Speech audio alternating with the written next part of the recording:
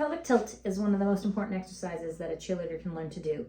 It's very basic, but if we don't know how to tip our pelvis backwards, we can't get out of that tipping forward position, which puts a weight into our toes, and it shortens the hip flexors. So it's going to restrict your ability to do heel stretches and arabesques and anything beyond.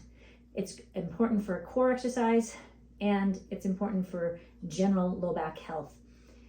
Now the key with this exercise, we're not looking to just press our back into the floor. We are going to move from an anterior tilt to a posterior tilt. So let me show you what that means. Lying on your back, knees bent, feel the two bones in the front of your hips. You're going to move them towards your shoulders, rocking your hips back and pressing that back into the floor. That's a posterior tilt. You're going to relax to center. Now you're going to move those bones towards your toes into an anterior tilt. And you'll see I can get my hand underneath my back pretty good. That's an anterior tilt. Moving forward, that's forward. Come back to center, and then rock the hips back into that posterior tilt, and you can't get your hand underneath your back. So practice working back and forth 3 or 4 times. And the goal here is not to push with your legs. So we want to try and only isolate at that lower back instead of really cranking in and tucking under.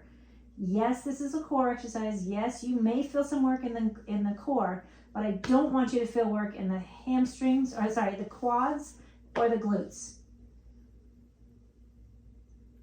You're going to rock back and forth.